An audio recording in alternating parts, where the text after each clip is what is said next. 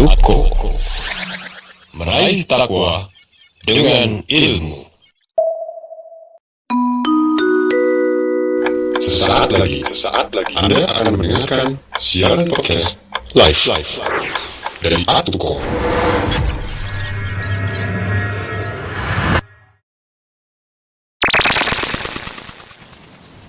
Barakallahu fikum, jazakumullahu khairan kepada Atuko dan segenap panitia yang telah memberikan kesempatan kepada kami untuk menerima hasil dari tulisan yang sedikit kami sampaikan. Jujur, pembahasan kali ini sedikit menguras tenaga dan pikiran. Ana sendiri hampir 1 bulan menyelesaikan tulisan ini. Sebelum Ana memulai menulis karya, Ana banyak melakukan persiapan tentunya. Seperti mempelajari terlebih dahulu dari materi yang berkaitan dengan tulis-menulis. Pada kesempatan ini, pertama saya ingin mengucapkan jazakumullahu khairah kepada segenap tim Atuko dan pihak terkait, khususnya pihak yang pertama kali menggulirkan ide lomba menulis, atas segala jerih payahnya sehingga menjadi jalan kebaikan bagi banyak orang. Ana ucapkan jazakumullahu khairan dan sangat berterima kasih kepada tokoh Atuko yang sudah memberikan wadah bagi kami untuk mengasah kembali kegemaran kami, hobi kami terhadap sastra Indonesia.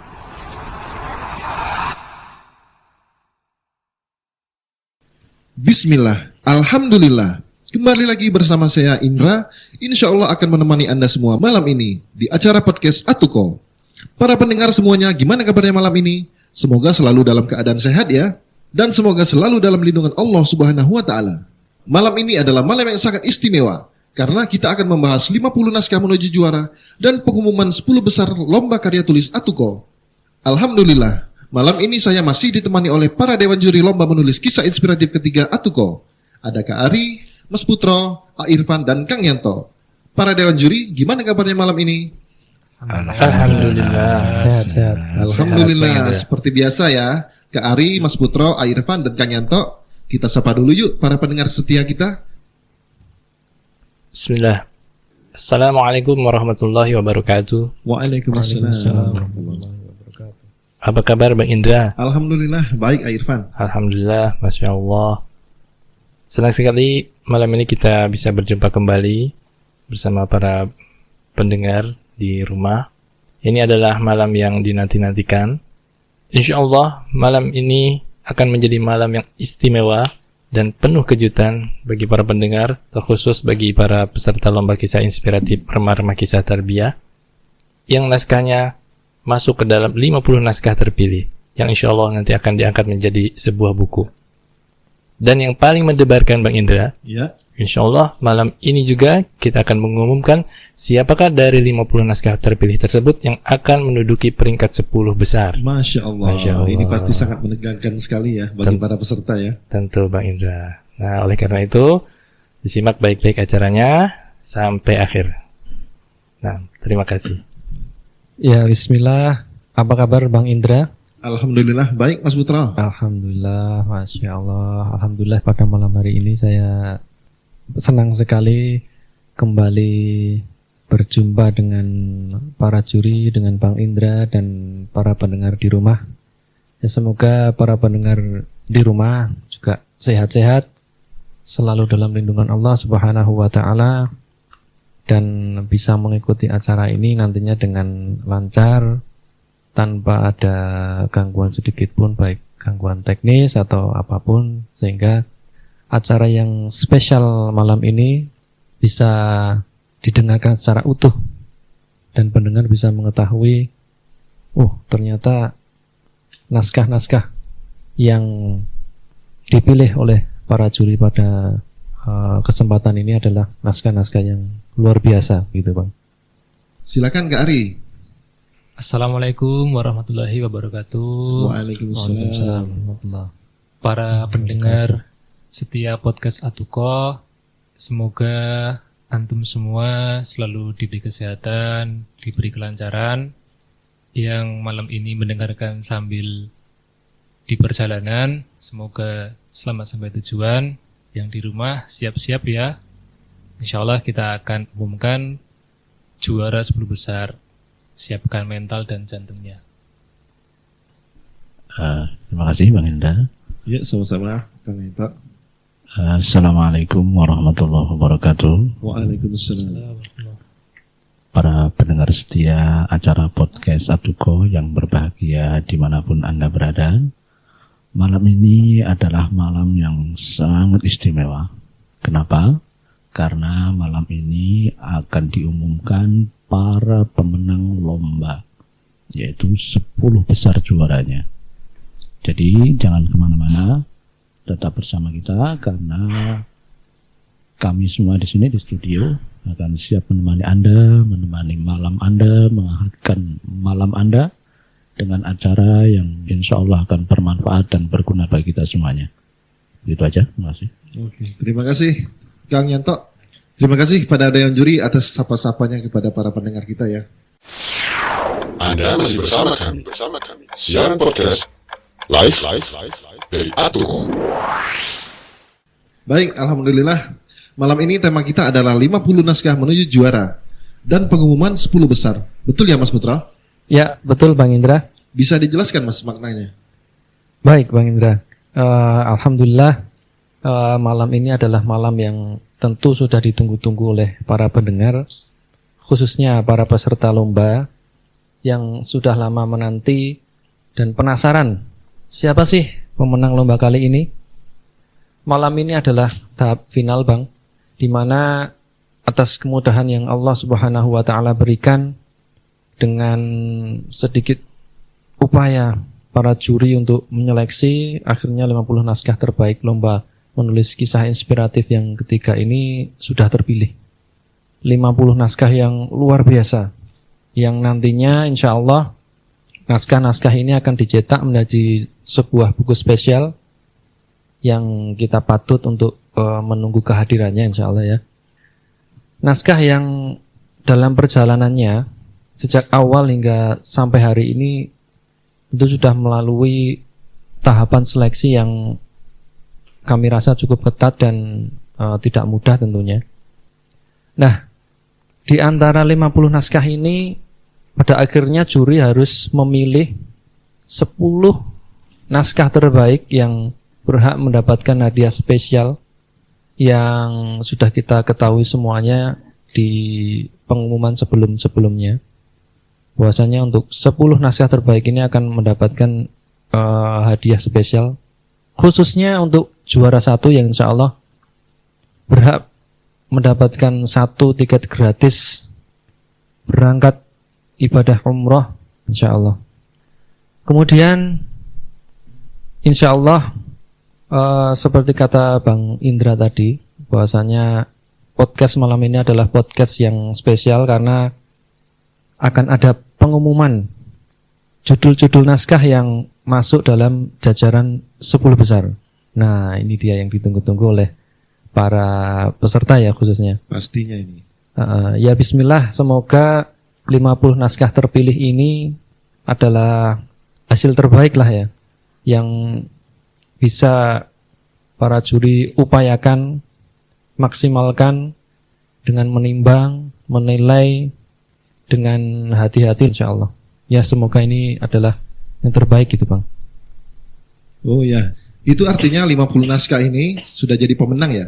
Ya betul sekali Bang Indra. Baik, berarti kita sudah mendapatkan 50 naskah terpilih yang nantinya akan dijadikan buku.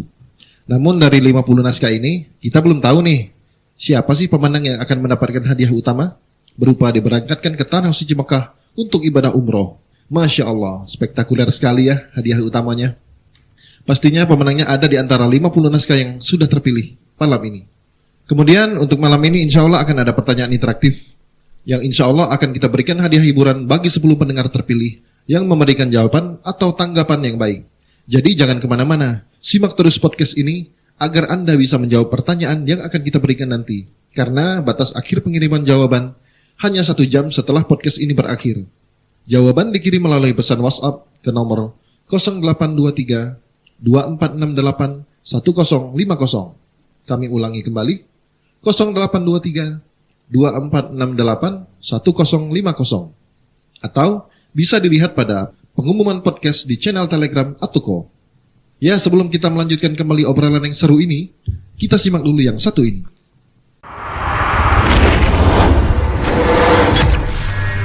Akan hadir insya Allah buku Sirah Sahabat, kisah para khadim Rasulullah Sallallahu Alaihi Wasallam. Allah mengutus Nabi Muhammad Sallallahu Alaihi Wasallam untuk menyebarkan risalah Islam. Di balik menjalankan amanat yang mulia ini, terdapat sosok-sosok mulia yang menjadi tangan kanan dan pilar kekuatan yang selalu menemani dan mendukung beliau. Mereka adalah pembantu beliau yang sekaligus menjadi para sahabat.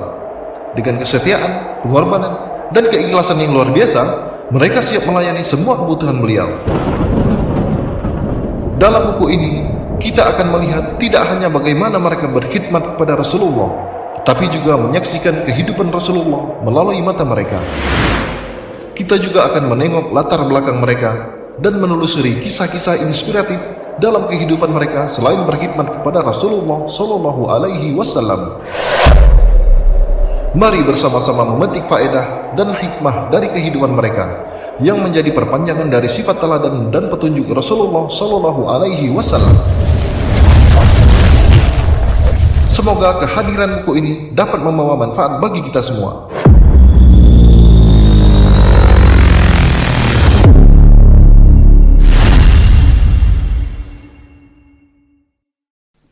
Kembali lagi bersama kami di podcast Atuko. Para pendengar yang tetap setia menemani kita di sini, dan juga untuk yang baru bergabung, kita ingatkan kembali bahwa nanti di akhir acara, kita akan memberikan satu pertanyaan interaktif berhadiah. Bagi 10 orang terpilih, akan diberikan hadiah hiburan. Baik, kita lanjutkan ngobrol bareng Dewan Juri. Nah, Kang Yanto, lomba menulis kisah inspiratif ketiga ini sudah sampai tahap pengumuman. Nah, bisa nggak diceritakan sedikit gimana sih perjalanan lomba kisah menulis kali ini? Ya, baik Bang Indra. Para pendengar sekalian yang berbahagia, seperti kita tahu bahwa lomba menulis inspiratif ini sudah yang ketiga kalinya ya. Yang pertama dulu kita tentang perjuangan dalam menghafal Al-Quran ya. Dan alhamdulillah saat itu sangat banyak sekali pesertanya. Kemudian yang kedua tahun berikutnya yaitu khidmatku tentang perjuangan birrul walidain, khidmatku untuk meraih ridho ayah dan ibu. Juga Masya Allah banyak yang ikut, banyak yang berpartisipasi. Kemudian pada tahun ini alhamdulillah Allah berikan kemudahan untuk kembali mengadakan lomba yang tidak kalah spektakuler, yaitu tentang pendidikan, tentang tarbiyah yang berjudul Remah-Remah Kisah Tarbiyah. Ketika lomba ini dulu pertama kali di launching tanggal 10 Juli waktu itu tahun 2024, antusias sudah sangat terlihat sangat banyak. Jadi baru di launching beberapa hari kemudian sudah banyak sekali yang mendaftar, hingga kemudian datang naskah pertama beberapa hari kemudian, yaitu naskah yang menurut Ana cukup unik, Bang Indra. Oh iya, gimana tuh Kang uniknya?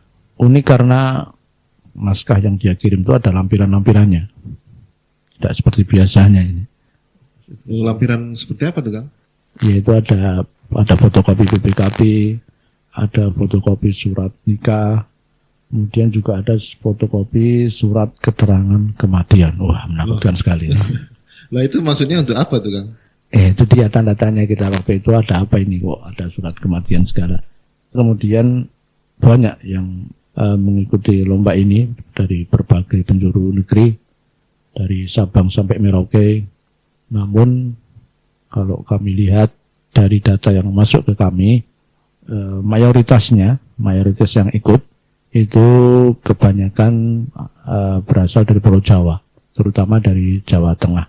Itu yang paling tinggi. Walaupun hampir semua provinsi di Indonesia ada yang ikut, ada yang berpartisipasi. Kemudian untuk gender, kaum Hawa mendominasi lomba ini, kemudian disusul yang kaum Adam di bawahnya Mas Ian. Itu dari sisi peserta. Ketika acara ini mau ditutup, Pak, saat itu rencana tanggal 15 Agustus 2024, yang rencananya akan kita tutup. Ternyata banyak permintaan dari peserta yang meminta untuk diundur. Kenapa? Karena mereka jaraknya jauh, mengetahui informasi ini belakangan. Jadi dengan kesepakatan kita, panitia, akhirnya kita putuskan untuk diundur sampai tanggal 31 Agustus 2024. Semoga acara ini lancar. Terima kasih. Oke, terima kasih Kang Yanto. Wah, berarti perjalanan yang panjang ya Kang? Insyaallah. Terus setelah naskah ditutup, apa sih kriteria juri untuk menentukan naskah yang layak jadi pemenang? Untuk pertanyaan ini saya kira Irfan barangkali lebih bisa menjelaskan. Silakan. Silakan Irfan. Baik, terima kasih Bang Indra. Iya, sama-sama. Sebelum saya menjelaskan mengenai kriteria apa saja yang menjadi ketentuan para dewan juri dalam menentukan naskah yang layak masuk 50 besar ini, perkenankanlah saya untuk memberikan apresiasi dan penghargaan yang sebesar-besarnya kepada seluruh peserta lomba menulis kisah inspiratif remah-remah kisah tarbiyah yang dengan segenap kesungguh-sungguhannya mengikuti lomba yang kita adakan ini. Masya Allah, ketika kita mengumumkan diadakannya lomba menulis ini, hanya selang 2 hari saja Mbak Indra, kita sudah kedatangan naskah dari berbagai daerah. Oh iya, Masya Allah ya. Nah, baik dalam bentuk soft file, begitupun dalam tulisan tangan. Masya Allah. Luar biasa semangat para peserta dalam mengikuti perlombaan ini. Sampai-sampai kita perpanjang itu Mbak Indra. Iya, karena tadi ya antusias yang masih luar biasa gitu ya. Betul, dari para peserta. Yang tadinya batasan penerimaan naskah itu berakhir pada tanggal 15 Agustus, kemudian kita perpanjang hingga tanggal 31 Agustus 2024. Sehingga total naskah yang masuk ke meja redaksi mencapai 1038 naskah Bang Indra. Masya Allah, banyak sekali ya. Nah, dari 1038 naskah ini, semua kita cek apakah telah memenuhi syarat dan ketentuan yang berlaku, dari sisi kesesuaian kisah dengan tema lomba, kemudian dari sisi format penulisan, dan juga dari sisi kisah yang dibawakan. Apakah kisahnya merupakan kisah nyata sang penulis, atau mengisahkan orang lain. Nah, dari 1038 naskah ini, Bang Indra, setelah kita cek dari sisi syarat dan ketentuannya, ditemukan ada beberapa naskah yang tidak memenuhi syarat dan ketentuan. Nah, sehingga dengan terpaksa naskah-naskah tersebut kita sisihkan. Oh, jadi didiskualifikasi gitu ya? Iya, karena tidak memenuhi syarat dan ketentuan. Nah, setelah seleksi itu, kita dapati jumlah naskah yang telah lolos seleksi pertama sesuai dengan syarat dan ketentuan, totalnya menjadi berjumlah 1009 naskah, Mbak Indra. Ya, Masya Allah. Nah, kemudian tahap berikutnya dari 1009 naskah yang lolos seleksi tersebut, kita seleksi lagi lebih mendalam untuk mengetahui apakah naskah-naskah tersebut telah memenuhi kriteria-kriteria penilaian lomba menulis kisah inspiratif ataukah tidak, di mana karya tulis harus mengandung motivasi, inspirasi positif, dan perjuangan dalam tarbiyah Islamiyah, baik di tengah keluarga, masyarakat, ataupun sekolah. Nah, setelah kita melakukan penyeleksian di tahap ini, tersaring lagi dari 1009 naskah menjadi 200 naskah Bang Indra yang terpilih. Jadi ada sekitar 800-an yang tersisih ya? Ya, dengan berat hati kita harus menyisihkan 800 naskahan kurang lebih. Nah, sehingga terpilihlah dari 1009 naskah menjadi 200 naskah terpilih sebagai naskah yang layak untuk mengikuti tahap seleksi berikutnya. Adapun sisanya terpaksa kami sisihkan karena tidak mengandung aspek-aspek di atas. Kemudian, dari 200 naskah terpilih ini, kita seleksi dan kita saring lebih mendalam lagi untuk melihat apakah kisah-kisah yang dibawakan penulis ini mampu menggerakkan perasaan dan hati para pembaca, sehingga menjadi spirit yang melahirkan keberanian, kesungguhan, perjuangan, dan pengorbanan dalam tarbiyah. Nah, melalui penilaian ini, dari 200 naskah terpilih sebelumnya, terseleksi lagi menjadi 100 naskah pilihan Bang Indra. Tersisi lagi 100 ya? Iya, betul. Wah, ini perjalanannya sangat panjang ya. Kurang lebih seperti itu, sehingga terpaksa 100 naskah lainnya kita sisihkan. Berikutnya Bang Indra, dari 100 naskah terpilih itu, kita koreksi lagi dan kita baca lagi lebih mendalam dan lebih mendetail lagi untuk melihat manakah dari 100 naskah terpilih ini yang memiliki tema yang menarik dan menginspirasi, memiliki karakter yang kuat, memikat pembaca, kemudian memiliki sifat-sifat yang dapat memberi contoh dan tauladan yang baik bagi para pembaca. Sehingga pembaca pun mendapatkan pesan-pesan inspiratif dalam tarbiyah.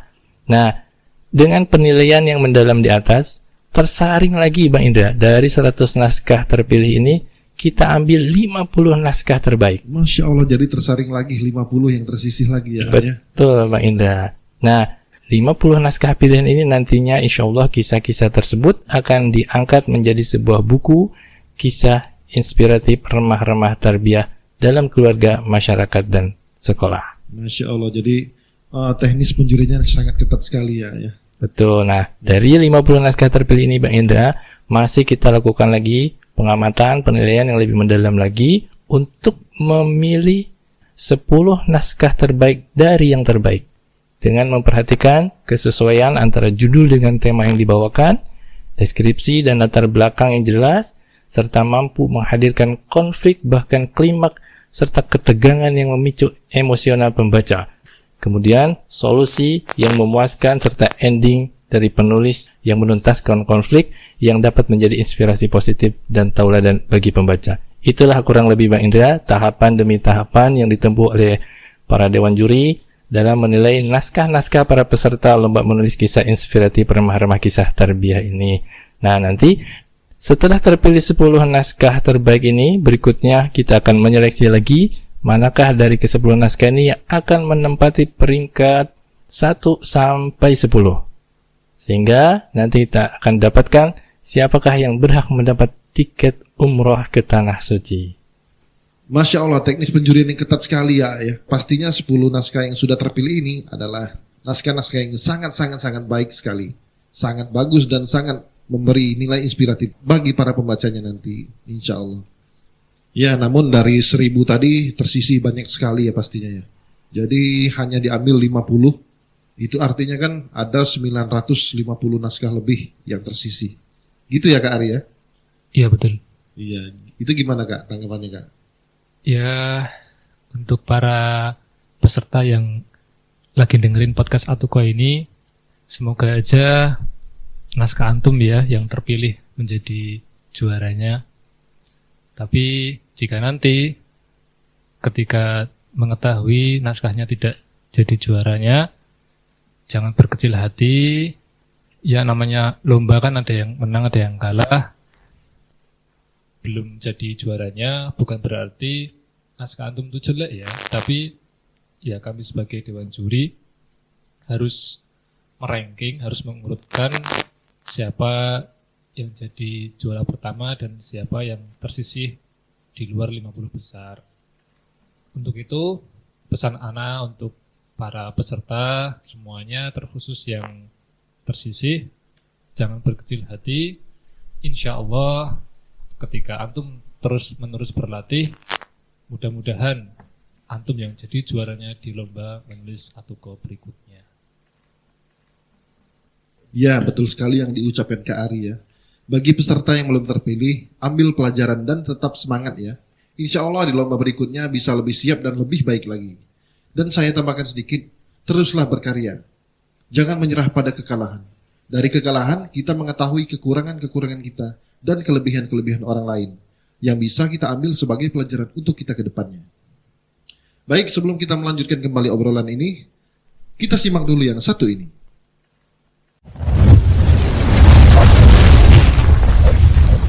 Di antara percikan api yang membakar kehidupan adalah fitnah wanita. Pada perang batin antara keinginan dan ketaatan, tidak sedikit lelaki yang menjadi korban godaan dan rayuan wanita. Sampai-sampai setan pernah berkata kepada wanita, "Engkau adalah setengah dari pasukanku. Engkau adalah anak panah yang kulempar dan selalu tepat sasaran. Engkau adalah tempat rahasiaku. Dan engkau utusan untuk kebutuhanku."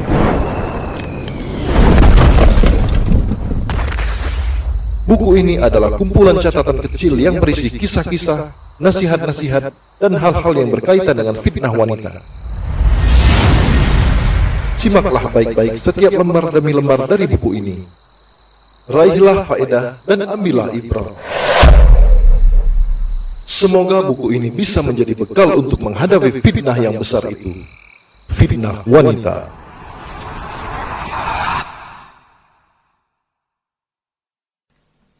Kembali lagi bersama kami di podcast Atuko. Untuk para pendengar yang tetap setia menemani kita di sini dan juga untuk yang baru bergabung, kita ingatkan kembali bahwa nanti di akhir acara kita akan memberikan satu pertanyaan interaktif berhadiah. Baiklah, saatnya kita masuk pada sesi yang ditunggu-tunggu oleh para pendengar, yaitu pengumuman 10 pemenang lomba menulis kisah inspiratif ketiga yang diselenggarakan oleh Toko Atuko. Wah, pasti pada deg-degan ya, para pendengar terlebih para peserta. Ingin tahu siapakah yang menempati posisi 10 besar? Apakah naskah Anda masuk di dalamnya? Baik, kita mulai dari urutan yang ke-10. Silakan Dewan Juri, siapa yang akan mengumumkan? Ya, Masya Allah, Bang Indra, mungkin yang di sini pada malam hari ini deg-degan bukan hanya peserta ya, bahkan saya sendiri yang mau mengumumkan urutan ke-10 ini pun juga deg-degan ini, Bang. Baik, peringkat ke-10 ini datang dari seorang penulis yang berasal dari Pemalang, Jawa Tengah. Nah, siapa itu kira-kira? Di sini penulis mempunyai ide yang bisa dibilang sangat sederhana dalam mengembangkan tulisannya. Tulisan yang ditulis itu mempunyai alur yang cukup dramatis gitu, Bang. Di sini adalah bercerita tentang perjuangan seorang ibu dalam mengajari anaknya agar bisa membaca, khususnya melafadzkan huruf R, atau mungkin lebih khusus lagi huruf Ro gitu ya. Kisahnya yaitu si ibu ini sejak awal itu mempunyai tekad yang kuat untuk mengajari anaknya sejak dini, bahkan di usia 3 tahun agar bisa membaca gitu. Si ibu membuat beberapa tulisan-tulisan dengan potongan kertas dari sampul buku yang ditulis dengan tulisan huruf-huruf Latin gitu, A, B, C seperti itu. Kemudian di saat-saat tertentu seperti saat makan atau saat sedang santai dengan anaknya, si ibu ini memberikan pengajaran bagaimana cara membaca huruf-huruf tadi. Kemudian tak berhenti di situ, si ibu juga membeli sebuah papan tulis yang fungsinya juga untuk menuliskan huruf-huruf Latin pada waktu itu demi agar si anak juga bisa membaca huruf Latin. Alhamdulillah, setelah apa yang diusahakan oleh si ibu tadi ternyata berhasil, Bang. Yaitu bahwasannya si anak sudah bisa membaca huruf Latin gitu. Kemudian setelah itu tidak berhenti di situ. Kemudian si ibu juga mengajari anaknya untuk membaca huruf hijaiyah dengan beberapa metode. Kemudian hasilnya pada usia 4,5 tahun si ibu ingin memasukkan si anak ke dalam sekolah gitu ya, sekolah tahfidz. Cuman qadarullah untuk kelas 1 si anak ini belum boleh gitu masuk untuk sekolah di sekolah tersebut. Tapi si ibu juga tidak tinggal diam di rumah, tetap membersamai anaknya untuk belajar tahfidz sendiri. Si ibu memutarkan murotal-murotal agar si anaknya lebih mudah untuk menghafal beberapa surat yang sudah diputarkan. Kemudian setelah berapa lama si anak mendengarkan itu, berapa hafalan mulai ada. Tapi ketika suatu saat si anak membaca surat tertentu, qadarullah ternyata tidak bisa membaca huruf R gitu. Nah, jadi misalnya ya kalau membaca Bismillahirrahmanirrahim ya Bismillahirrahmanirrahim gitu. Kurang lebihnya mungkin gambarannya seperti itu. Masih kalau di sini dikatakan cedal gitu ya. Dengan kondisi seperti itu, si ibu berusaha keras mengajari dengan banyak latihan di berbagai kesempatan, latihan membaca huruf R. Bahkan di saat-saat mereka sedang santai, ibu pun tidak lepas untuk mengajarkan si anak untuk bisa untuk huruf R gitu. Misalnya si ibu mengajarkan dengan metode bersahut-sahutan gitu. Misalnya si ibu membacakan kata-kata yang mengandung huruf R, kemudian si anak harus menirukan. Misalnya di sini dikatakan Coba sekarang ucapkan rambut gitu. Ternyata si anak tersebut membacanya yambut, kereta, yeta, utara, utaya, dan seterusnya di situ. Ya setelah itu memang qadarullah si anak belum bisa mengucapkan huruf R ternyata ya. Kemudian ibu tidak berhenti di situ, ia berusaha lagi dengan membaca buku-buku tajwid dan mencari info bagaimana membaca huruf R gitu, khususnya huruf ro ya di situ ya. Karena sebelumnya si ibu berpikiran di dalam hati bahwasanya kalau belum bisa membaca huruf R berarti nggak bisa baca huruf ro dong ya gitu, kurang lebihnya seperti itu. Kemudian ibu mencari info, mencari buku tajwid, salah satunya buku tajwid yang diterbitkan At-Tuqa jilid 1, itu mencari info tentang membaca huruf R. Terus memutarkan murotal bagi si anak. Kemudian anak menirukan murotal tersebut dari beberapa murotal dan qadarullah gagal lagi. Kemudian si ibu tidak berhenti berusaha lagi. Si ibu lalu mencoba merekam audio murotal seorang ustadz yang dia peroleh dari aplikasi dakwah. Dan kemudian setelah direkam, audio tersebut diputar berkali-kali dan si ibu memilihkan surat-surat yang di dalamnya itu banyak mengandung huruf ro gitu. Si anak kemudian mendengarkan terus-menerus, kemudian dikatakan di sini kemungkinan setelah sekian lama, kemudian pada suatu saat si ustadz dalam rekaman tersebut mengucap basmalah, Bismillahirrahmanirrahim. Si anak kemudian menirukan dan walhamdulillah ternyata si anak mengucapkan Bismillahirrahmanirrahim. Bisa R. Wah, masya Allah. Di sini ada semacam konklusi ya, setelah tadi ada konflik, kemudian ibu berusaha keras. Alhamdulillah di sini ada hasilnya. Dan setelah bisa membaca huruf R itu seisi rumah pun heboh. Masya Allah, alhamdulillah. Dan ini sisi perjuangan yang luar biasa dari si ibu dalam mentarbiyah anaknya. Yang seperti saya katakan di awal tadi bahwasanya si ibu ini mengambil tema itu yang sederhana gitu. Bahwasanya si ibu ingin menceritakan perjuangannya untuk mengajari anaknya agar bisa huruf R, itu aja. Jadi perjuangan untuk mendapatkan huruf R. Wah, itu aja Iya, Masya Allah. tapi dikemas dengan bagus sekali ya. Nah, Mas, ya. dikemas dengan alur yang cukup dramatis menurut saya ya. Karena ada lika-likunya, ada konfliknya. Wah, berusaha ini gagal, dan akhirnya ada hasilnya ya, biiznillah ya. Alhamdulillah. Dan judul naskah peringkat 10 ini yaitu satu huruf saja. Masya Allah. Simple. Jadi topik pembicaraannya simple, judulnya pun juga simple gitu.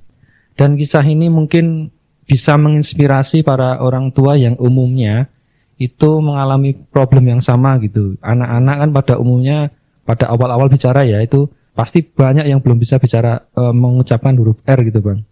Nah ini naskah ini insya Allah bisa menginspirasi para orang tua bagaimana caranya mendidik anak untuk, yaitu salah satunya bisa membaca ya, membaca dengan trik-trik khusus dan perjuangan yang enggak kenal lelah gitu Bang. Masya Allah. Ya, itulah dia. Ya mungkin sekali lagi bahwasanya peringkat 10 pemenang lomba menulis kisah inspiratif yang ketiga At-Tuqa ini adalah naskah yang berjudul Satu Huruf Saja. Masya Allah. Ya, itu tadi naskah juara ke-10 ya. Kisah yang berjudul Satu Huruf Saja.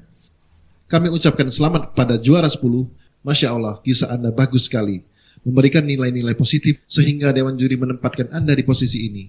Dengan satu huruf saja Anda bisa menduduki posisi ke-10. Gimana kalau 2 atau 3 huruf ya? Tetap semangat berkarya. Semoga kisah Anda dapat menginspirasi orang banyak. Anda masih bersama kami. Siaran podcast live dari At-Tuqa.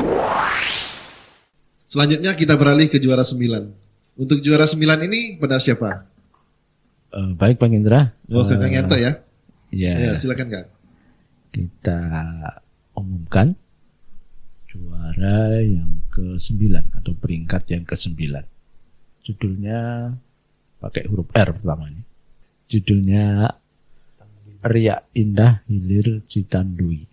Itulah juara 9 pada perlombaan menulis kali ini. Masya Allah. Boleh diceritakan sedikit Kang tentang isi kisahnya? Iya. Sebelum masuk kisahnya, sedikit mau bercerita dulu si penulisnya ini ya. Penulis naskah nomor 9 ini statusnya masih santri, yang tentunya masih bujang ya, belum berkeluarga. Jadi pengalamannya dalam dunia tarbiyah tentunya belum sebanyak mereka yang sudah berpengalaman, yang sudah sepuh, yang sudah memiliki pengalaman dalam menarbiyah. Sehingga si penulis hanya menceritakan hal-hal yang sebenarnya sederhana ya, sesuai dengan pengalaman dia, karena masih santri, tentunya juga terbatas pengalaman dalam menarbiyah. Yaitu pengalamannya dalam menarbiyah di sebuah desa, di sebuah kampung terpencil, disebutkan di situ di hilir Sungai Citandui. Kelebihan dari naskah ini adalah dari sisi bahasanya. Jadi penulis mempunyai ciri khas, bisa menggambarkan sesuatu secara rinci gitu. Jadi seolah-olah pembaca bisa melihat situasi yang digambarkan oleh penulis. Itu salah satu kelebihan dari tulisan dari si penulis ini. Saya bacakan sedikit ya, boleh ya, Kak Indra? Oh iya, monggo Kang. Senja telah pergi, gelap perlahan menyelimuti, suasana kian sunyi sepi. Angin berhembus sepoi-sepoi, menyapu pucuk nyiur melambai. Air di muara Sungai Citandui mengalir damai. Sederet perahu bermotor telah bersandar di tepi sungai sedari tadi. Kumandang azan maghrib pun mengudara tinggi, menciptakan syahdu dalam sanubari. Amboi permai. Itu pembukaan dari naskah yang dia tulis. Selanjutnya si penulis ini menceritakan pengalamannya ketika melakukan praktek belajar lapangan PBL di sebuah tempat di pesisir muara Sungai Citandui. Di kampung terpencil itu yang dikisahkan di sini belum mengenal gadget, internet dan sebagainya karena mungkin saking terpencilnya.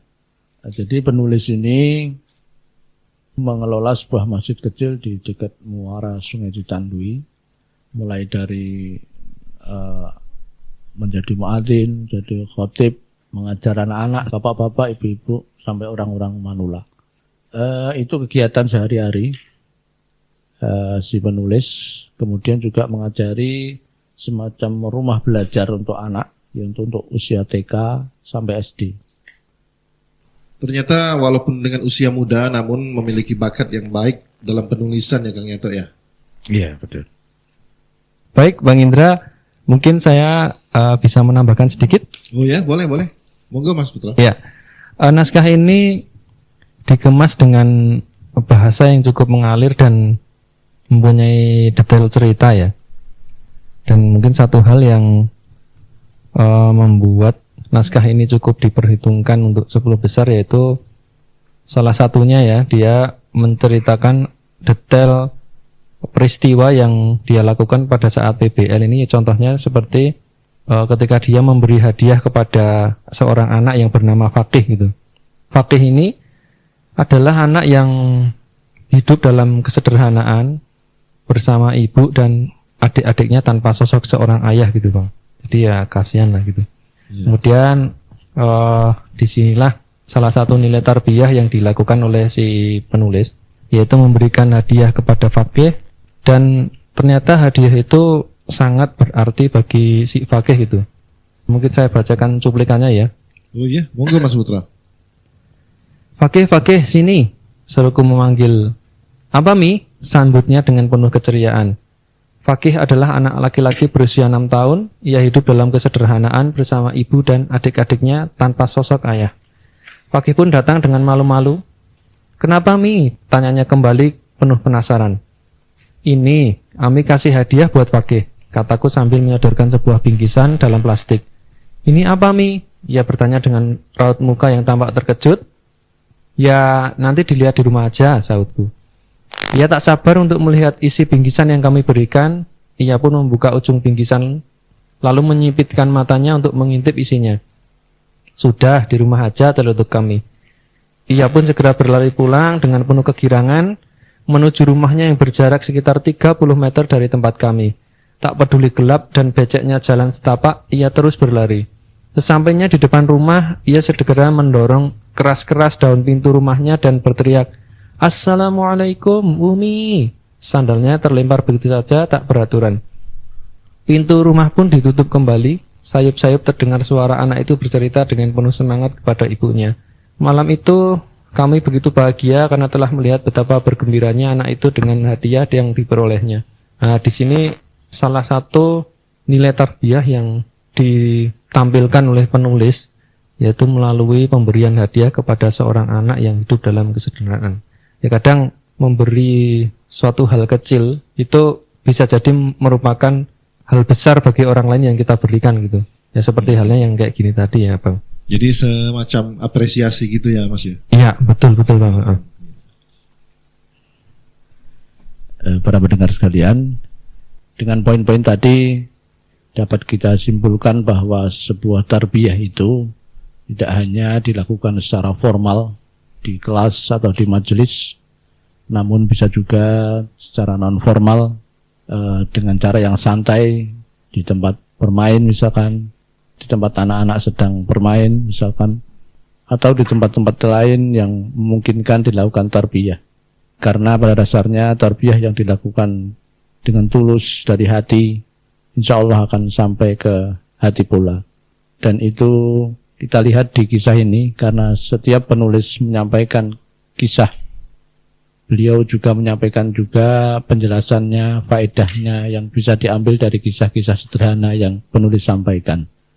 Dengan demikian maka kita tegaskan lagi bahwa peringkat 9 diduduki oleh peserta dengan judul karya Riya Indah Hilir Citanduy. Demikian, terima kasih. Ya, Masya Allah. Barusan kita mendengarkan naskah juara ke-9 ya, yang berjudul Riya Indah Hilir Citanduy. Kami ucapkan selamat kepada penulis atas terpilihnya karya Anda di posisi 9. Masya Allah, tidak kalah bagus sama yang sebelumnya. Sastranya bagus sekali dan isinya memberikan inspirasi bagi para pengajar muda. Terus berkarya, semoga kisah Anda dapat menginspirasi para pembacanya. Baik, sebelum kita melanjutkan pengumuman pada peringkat ke-8, kita simak dulu yang satu ini. Kabar gembira, Alhamdulillah telah hadir buku yang ditunggu-tunggu, Khidmatku untuk meraih ridho ayah dan ibu. Buku ini berisi 50 karya terbaik dari lomba menulis kisah inspiratif dengan tema Birrul Walidain. Dapatkan inspirasi dan motivasi dalam berbakti pada orang tua di buku ini. Hanya Rp99.000. Segera dapatkan di toko buku dan agen terdekat di kota Anda. Anda masih bersama kami.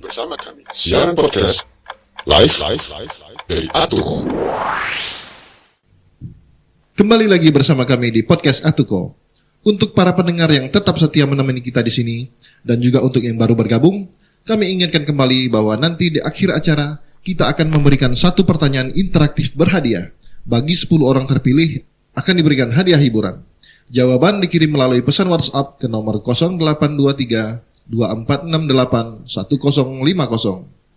Kami ulangi kembali 0823 2468 1050. Atau bisa dilihat pada pengumuman podcast di channel Telegram Toko Atuko. Jadi jangan kemana-mana, simak terus podcast ini agar Anda bisa menjawab pertanyaan yang akan kita berikan nanti. Karena batas akhir pengiriman jawaban hanya 1 jam setelah podcast ini berakhir. Selanjutnya kita beralih ke peringkat 8 ya. Untuk peringkat ke-8 ini ke siapa? Untuk peringkat ke-8 mungkin akan disampaikan oleh A. Irfan. Oh, ke A. Irfan ya. Ya, untuk peringkat ke-8 silakan A. Irfan. Baik, Mbak Indra.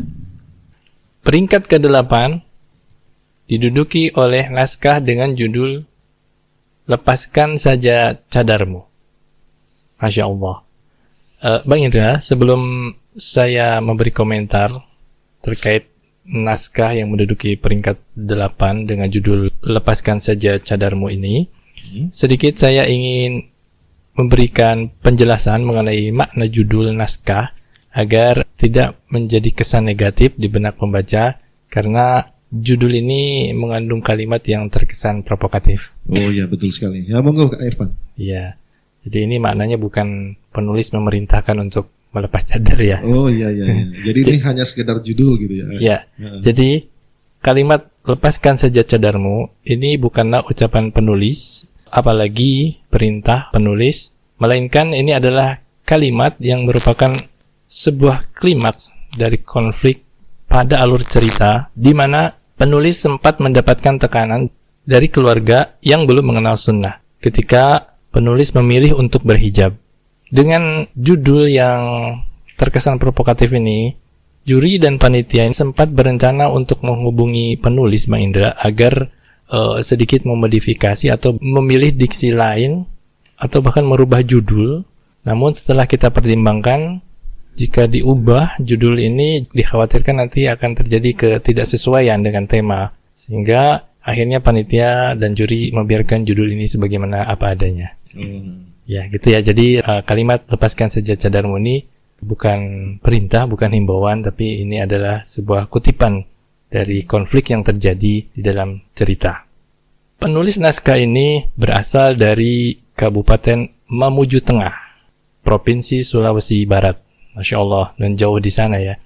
Naskah ini secara singkatnya mengisahkan perjuangan seorang muslimah yang ingin mengenakan hijab di tengah keluarga yang belum mengenal ilmu dan sunnah. Namun, dengan berbagai upaya pendekatan melalui penjelasan kepada keluarga, diiringi dengan doa dan harapan, akhirnya, alhamdulillah, ia pun mendapatkan izin dari keluarganya untuk menentukan pilihan prinsip hidupnya, yakni berhijab sesuai dengan tuntunan syariat. Subhanallah. Dalam penyajian naskahnya, penulis memulai dengan metode deskripsi dengan rangkaian kalimat yang bagus sekali dan mengena, menggambarkan suasana di tempat penulis yang begitu damai dan penuh ketenangan. Boleh saya bacakan sedikit, Bang Indra? Oh iya, boleh. Kutipan tulisannya. Di siang hari yang sunyi, angin bertiup sepoi-sepoi. Terdengar gemercik air dari keran yang bocor. Sesekali terdengar kicauan burung bersiul, disusul dengan kokokan ayam jantan. Aku tinggal di antara perkebunan sawit nan sunyi, tetapi menenangkan, jauh dari keramaian. Kurang lebih seperti itu, Bang Indra. Ya, jadi Masya Allah.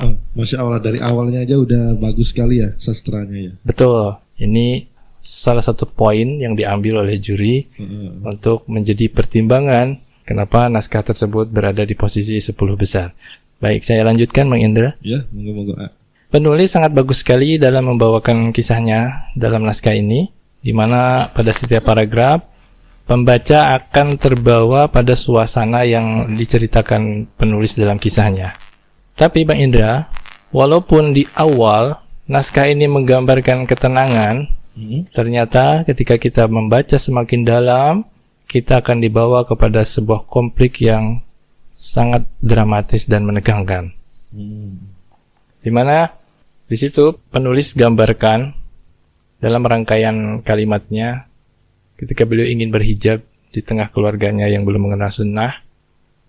Aku meminta uang kepada ibuku untuk membeli hijab. Kuutarakan keinginanku kepada ibu bahwa aku ingin berhijab.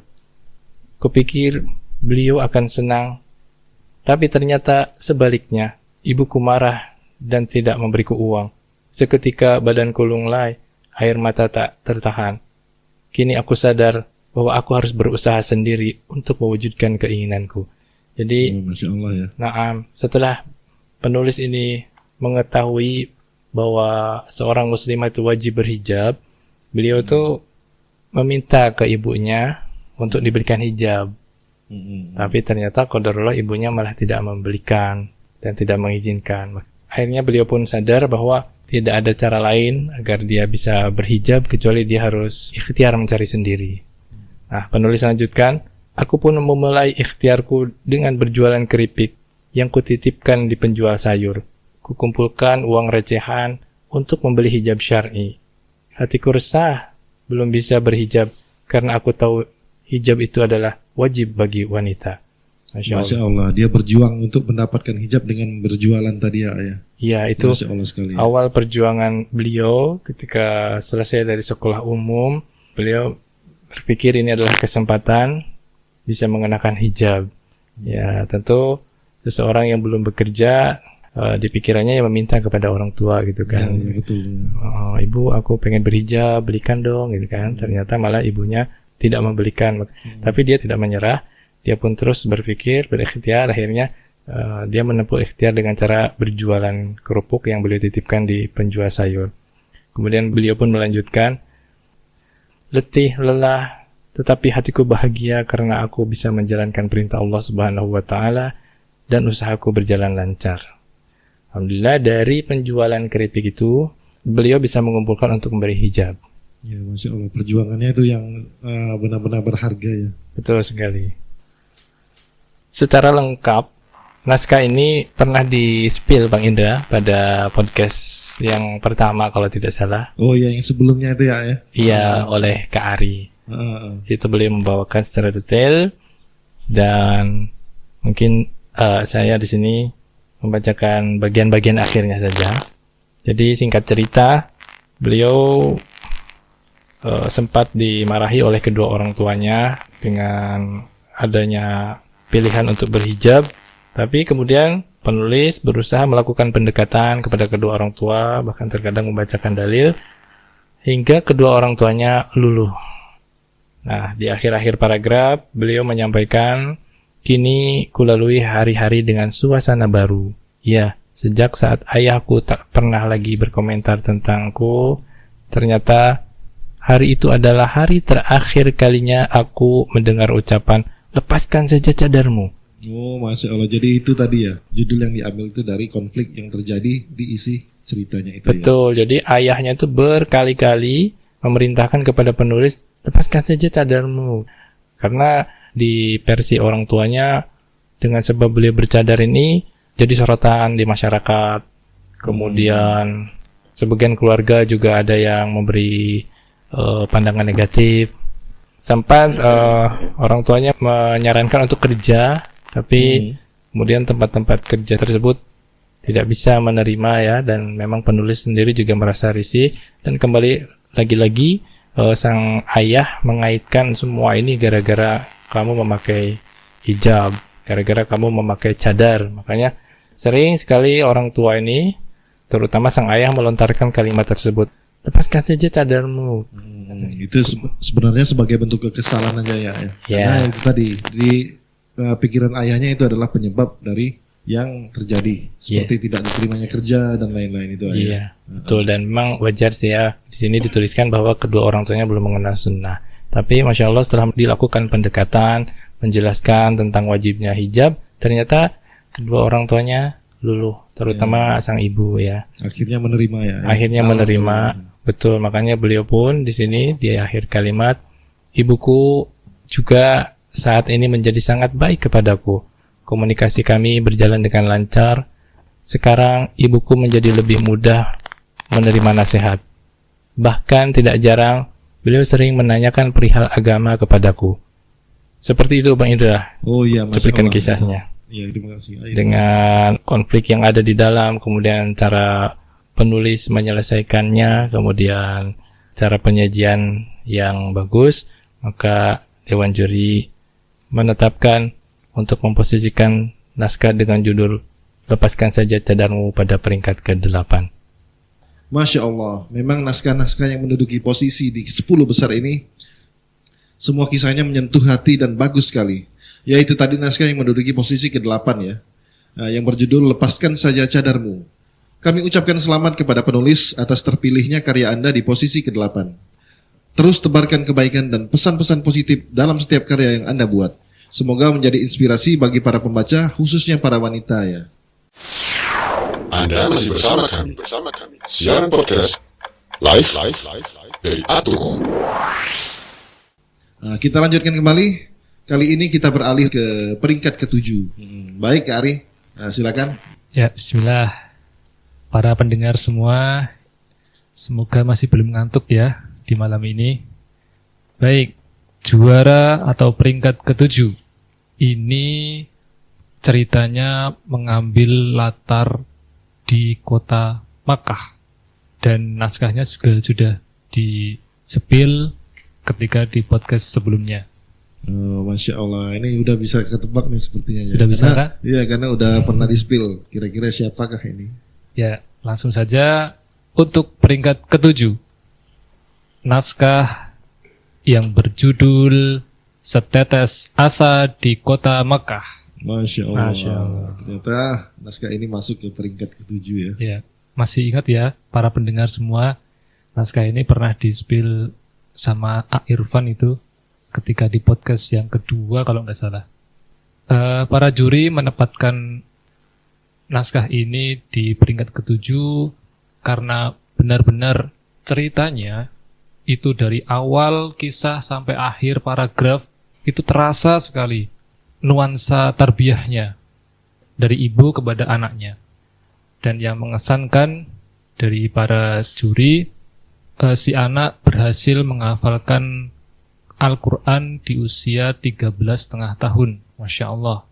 Masya Allah, usia yang sangat muda namun bisa menjadi hafiz Quran gitu ya. Iya betul Bang Indra. Apalagi di zaman sekarang kan. Di Iya. zaman yang serba digital, HP, tapi Masya Allah ternyata tetap ada yang bisa menghafal Al-Quran 30 juz di waktu yang masih sangat muda. Masya Allah sekali. Dan nilai plus sendiri dari naskah ini, dia menuliskan kisah yang unik.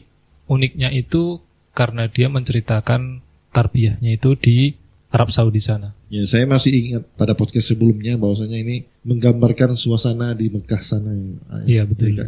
Yang ceritanya itu, Masya Allah, yang dia anaknya mencari majelis halaqah menghafal di sore hari di Masjid Syafa'ah ketika itu dan seterusnya. Ya, kalau tidak salah itu yang mendapatkan hadiah dari orang dari sana ya. Oh ya betul ya. Iya betul. Ya betul sekali Bang Indra, itu dapat hadiah 1.400 real kalau nggak salah. Sedikit menambahkan boleh Bang Indra? Oh ya boleh sekali Kak. Saya mencermati naskah ini dari perjuangan tarbiyah si ibu itu dari sejak kandungan ternyata.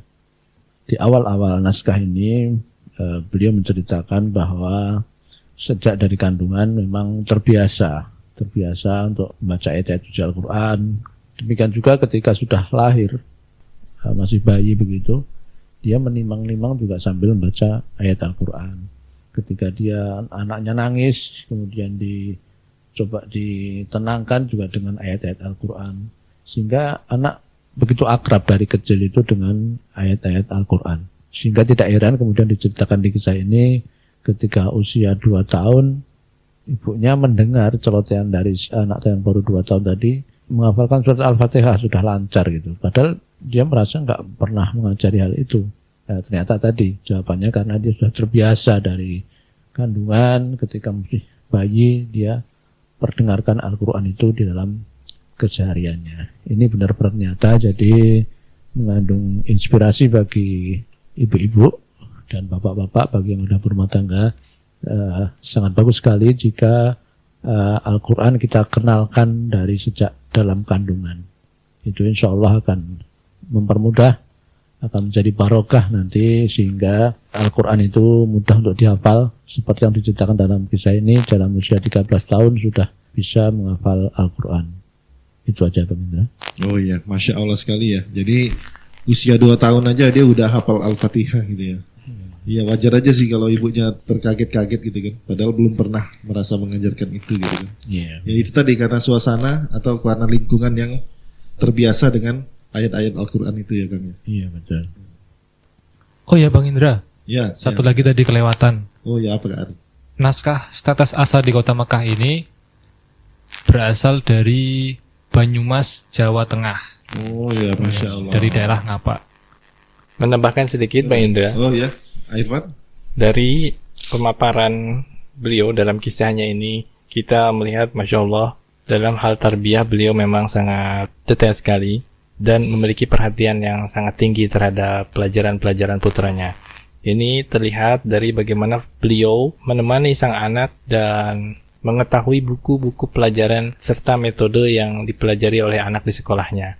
Nah, sehingga ketika beliau sekeluarga pindah ke Mekah, kan nggak langsung sekolah tuh. Beliau mengadakan dulu homeschooling ya di rumahnya. Ya, betul. Itu bisa berjalan seperti di sekolah beneran. Masya Allah ya. Iya, jadi anaknya tetap bisa belajar pelajaran akidah, fikih, baca tulis Al-Quran, bahasa Arab, sebagaimana yang dipelajari di sekolah. Ini menunjukkan bahwa sang ibu benar-benar intens, benar-benar punya perhatian terhadap pendidikan anak dan benar-benar menggali, mempelajari pelajaran-pelajaran sang anaknya.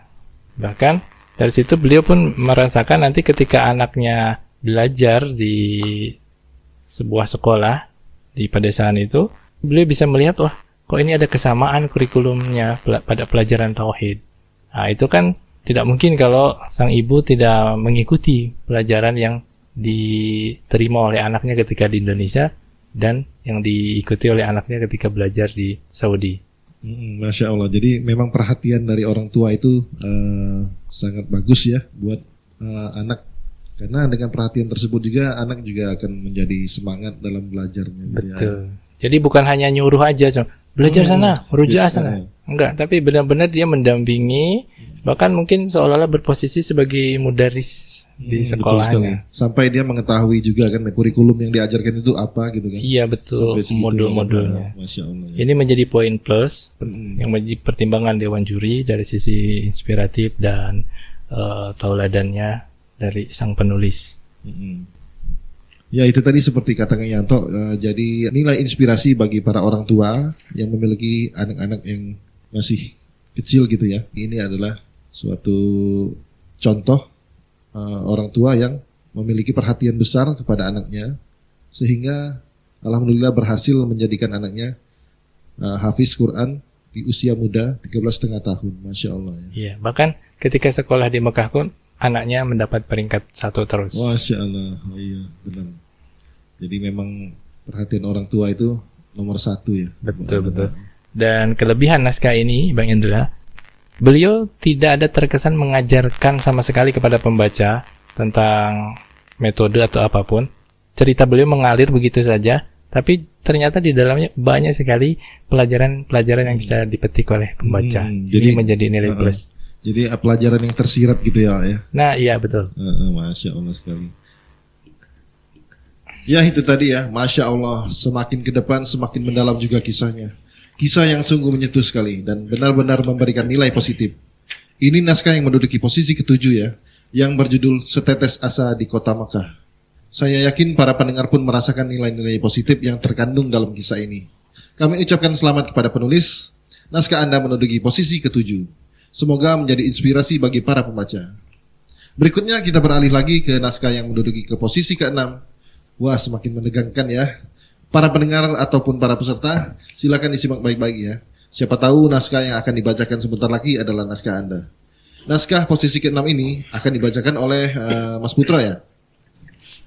Baik Bang Indra, untuk peringkat ke-6 ini diduduki oleh naskah yang di dalamnya itu ada satu kalimat yang mungkin para juri juga sudah familiar ketika membaca ini, yaitu satu kalimat yang cukup menarik dan dalam tanda kutip menggemaskan gitu.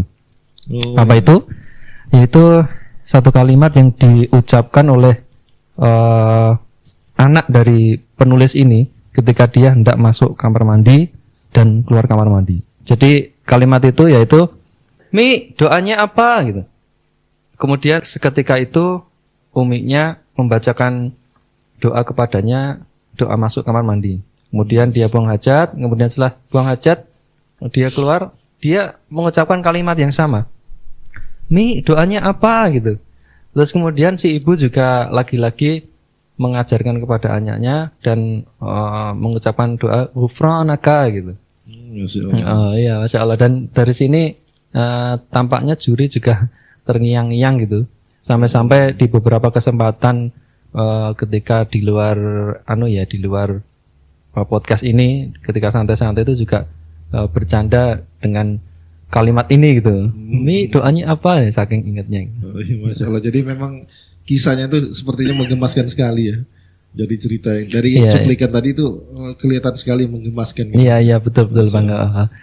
Dan ini ternyata Bang, setelah telisik ternyata tapi ini di luar kisah ini ya, di luar kisah ini dulu intermezzo sedikit gitu Bang. Ini ternyata kejadian ini pun dialami oleh salah seorang juri di sini gitu. Anaknya juga pernah mengalami hal seperti ini ternyata. Masya Allah. Iya. Siapa ya kira-kira? Jadi siapa nih? Ada pendengar yang tahu? Pendengar yang bisa menebak dapat hadiah Bang. Oh ya itu. Jadi pertanyaannya itu, siapakah? Anak siapa? Masya Allah. Ya intinya itu. Jadi ternyata kejadian itu juga pernah dialami oleh nyata-nyata terjadi juga di selain di kisah ini gitu. Iya, Masya Allah. Dan ini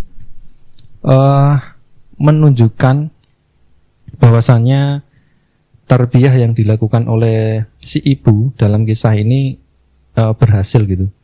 Jadi berhasil membentuk si anak itu berpikiran bahwasannya kalau masuk kamar mandi itu harus berdoa, kemudian keluar kamar mandi itu juga harus ada doanya gitu.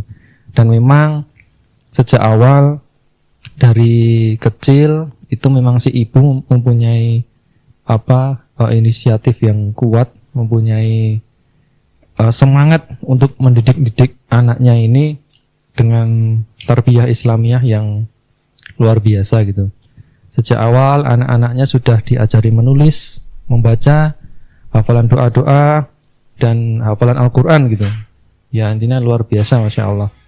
Kemudian yang menjadikan naskah ini bisa menempati posisi 6 ini salah satunya yaitu nilai tarbiyah yang dilakukan ibu ini sejak awal cerita sampai akhir itu terasa begitu kuat gitu. Di sini menggambarkan bahwasannya kalau kita bisa ungkapkan dengan sebuah ungkapan bahwasanya yaitu ibu adalah madrasah pertama atau sekolah pertama yang bagi anak-anaknya gitu Bang. Iya gitu. Terus detail cerita, ibu adalah madrasah atau sekolah pertama bagi anak-anaknya gitu Bang. Karena sejak awal cerita sampai akhir cerita ibu ini benar-benar menerapkan tarbiyah yang luar biasa. Jadi contohnya yaitu ketika dalam cerita dikisahkan awalnya tuh dia tinggal di bersebelahan dengan sebuah sekolahan gitu. Kemudian di sekolahan itu sering terdengar hafalan murid-muridnya, hafalan Al-Quran gitu ya, yang terdengar sampai di rumah. Kemudian di situ dia memang sudah memulai mendidik anaknya untuk menulis hafalan doa-doa seperti itu. Tapi suatu saat ibu ini dan keluarganya itu harus pindah karena ada suatu hal. Kemudian pindah di kontrakan yang jaraknya 1 jam dari tempat ia semula itu. Kemudian di situ ketika suaminya kerja, dia merasa seperti sepi gitu. Dan anak-anaknya pun merasakan hal yang demikian. Akhirnya si ibu itu berinisiatif untuk membuat sekolah-sekolahan gitu. Beserta semacam kurikulumnya di situ. Program-programnya apa aja gitu, jam-jamnya, kemudian seperti itu. Anak-anaknya hafalan, kemudian menulis, membaca, dan anak-anaknya senang, semangat di situ. Ada praktik sholat, ada praktik wudhu gitu. Masya Allah di situ sangat terasa sekali peran seorang ibu yang mentarbiyah anak-anaknya di saat suaminya itu sedang di luar karena bekerja ya tentunya. Kemudian dan inilah hal yang sangat menginspiratif bahwasanya seorang ibu ya harusnya seperti ini. Seorang ibu yang menemani anak-anaknya di rumah itu harusnya tetap melakukan kewajibannya sebagai seorang istri dan juga seorang ibu yang mentarbiyah anak-anaknya, yang begitu perhatian dengan agama anak-anaknya khususnya ya. Itulah. Jadi bisa menginspiratif bagi ibu-ibu di luar sana yang mempunyai gambaran kehidupan yang sama dengan si penulis di sini, Bang. Nah, lalu apa sih judul kisah naskah yang sepintas kita tadi sampaikan. Ya, inilah yang Ya, ditunggu-tunggu penasaran oleh ya? pendengar nih. Dan Siapa ya naskah ini kira-kira? menduduki posisi 6, nggak melampaui 4 posisi yang sebelumnya, Masya Allah. Baik, naskah peringkat ke-6, lomba menulis kisah inspiratif ketiga yang diselenggarakan oleh Toko At-Tuqa, diduduki oleh naskah yang berjudul Meniti Jalan Tak Bertepi Menuju Ridho Ilahi. Masya Allah. Nah, dari judulnya aja udah Masya Allah ya. Dan saya tambahkan sedikit bahwasanya ada satu kutipan yang penulis sampaikan di ending cerita itu yang cukup menyentuh dan membangkitkan semangat kita ya, yaitu kutipan yang pernah diungkapkan oleh Syekh Muhammad Nasiruddin Al-Albani yang bunyinya, jalan menuju Allah sangatlah panjang dan kita sekarang berjalan di atasnya bagaikan kura-kura. Tujuan kita bukanlah sampai di ujung akhirnya, akan tetapi bagaimana kita mati di atas jalan ini. Masya Allah. Dan ini sesuai dengan judul yang beliau ambil, bahwasanya tarbiyah ini tak bertepi gitu. Terus menerus sampai menuju ridho ilahi. Masya Allah, betul sekali. Sesuai dari kutipan tadi ya, kutipan dari Syekh Al-Albani tadi ya. Iya, betul Bang. Masya Allah, bagus sekali tadi uraian dari Mas Putro, bagaimana naskah nomor 6 ini benar-benar menginspirasi bagi kita semuanya. Namun ada sedikit yang menjadi perhatian saya, ada satu hal menarik yang ingin saya tambahkan di sini. Ternyata tarbiyah yang disampaikan oleh si ibu kepada anak-anaknya tadi juga berimbas dan berdampak positif kepada tetangga-tetangganya. Ini terlihat dari kisah yang dia bawakan sendiri, bahwa ketika dia mengadakan sekolah-sekolahan tadi, dan seperti yang dikatakan Mas Putro, banyak dari anak-anak tetangganya yang ikut bergabung di majelis atau sekolah-sekolahan yang diadakan oleh ibunya tadi.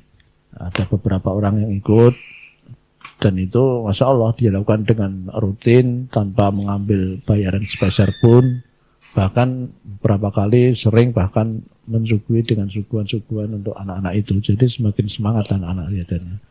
Masya Allah, ini salah satu hal yang bentuk tarbiyah yang kayaknya sepele ya, tapi ternyata memberikan respon tidak hanya kepada anak-anak kita.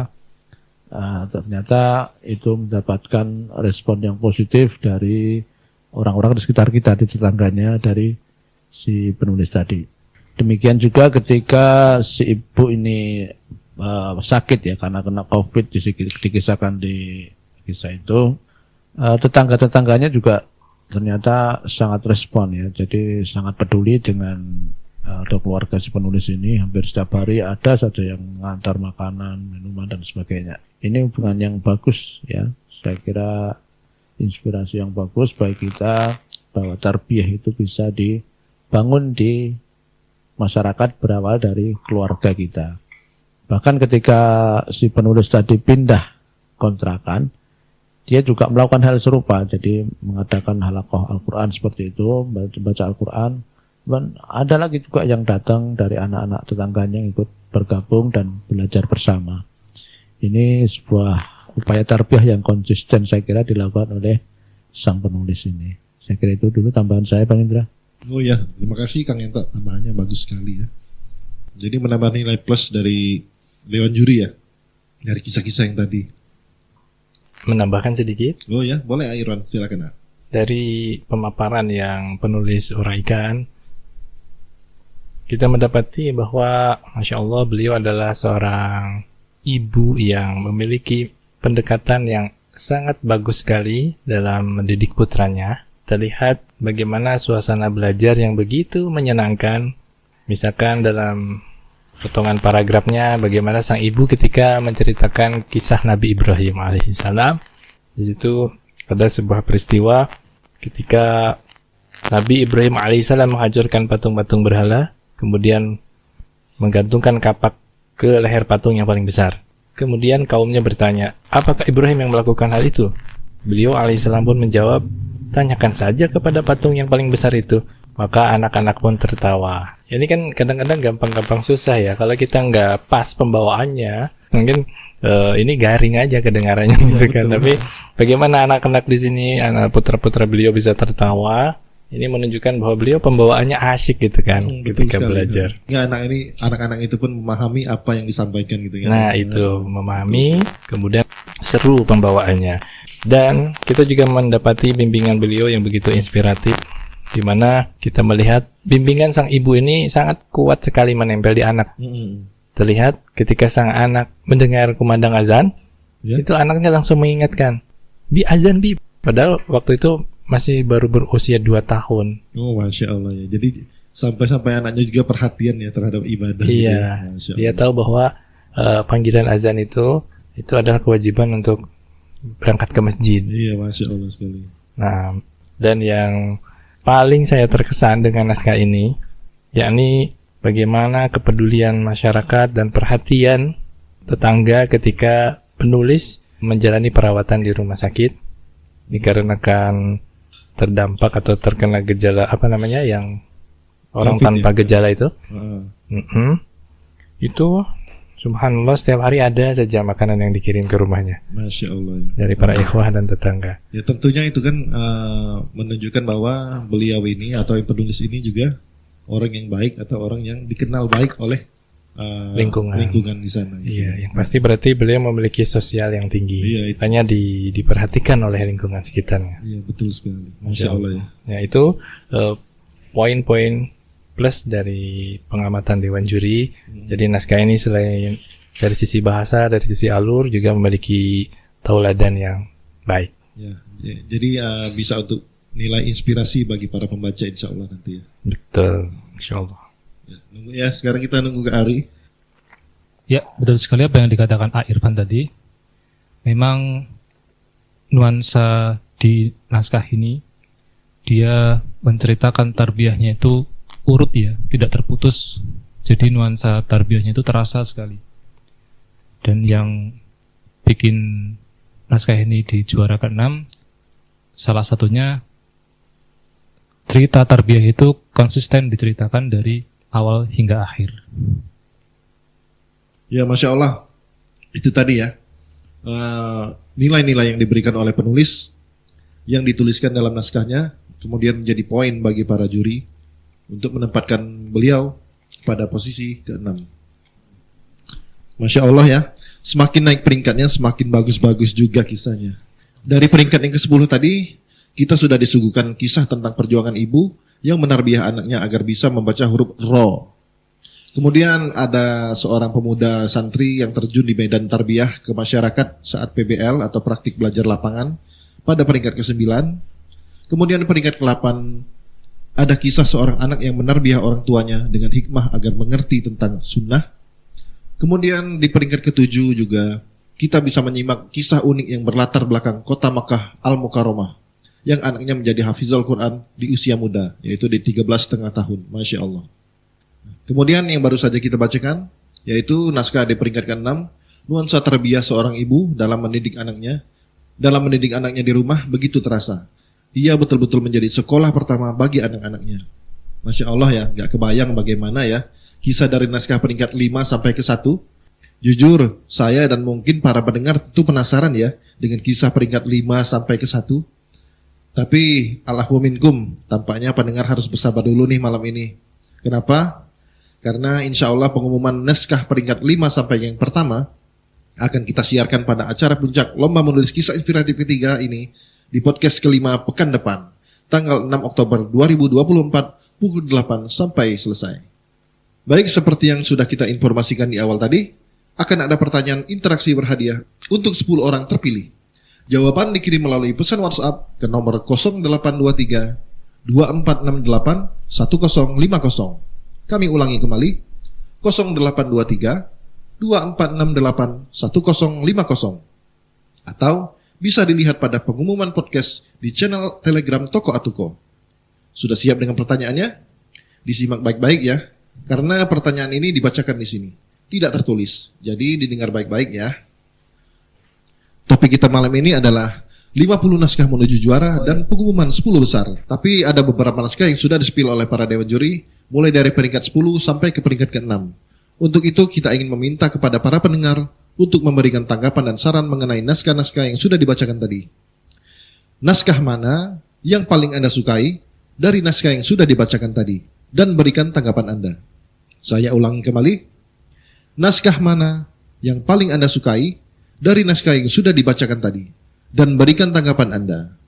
Silakan Anda berikan jawabannya melalui pesan WhatsApp ke nomor 0823 2468 1050. Kami ulangi kembali, 0823 2468 1050. Atau bisa dilihat pada pengumuman podcast di channel Telegram Toko Atuko. Kita berikan waktu 1 jam ya, dari sejak berakhirnya podcast ini nanti. Kita tunggu jawaban dari para pendengar. 10 orang terpilih insya Allah akan mendapatkan hadiah hiburan dari kita. Baik, acara podcast pada malam ini sudah sampai di penghujungnya. Sekali lagi kami ucapkan selamat kepada para pemenang dari peringkat ke-6 sampai ke-10. Semoga nanti karyanya dapat diambil faedahnya dan menginspirasi bagi para pembaca. Mohon maaf kami haturkan apabila ada salah-salah kata yang kurang berkenan. Akhirnya kami tutup acara podcast malam ini. Subhanakallahumma wa bihamdik. Asyhadu an la ilaha illa anta astaghfiruka wa atubu ilaik. Wassalamualaikum warahmatullahi wabarakatuh. Atuko. Meraih takwa dengan ilmu.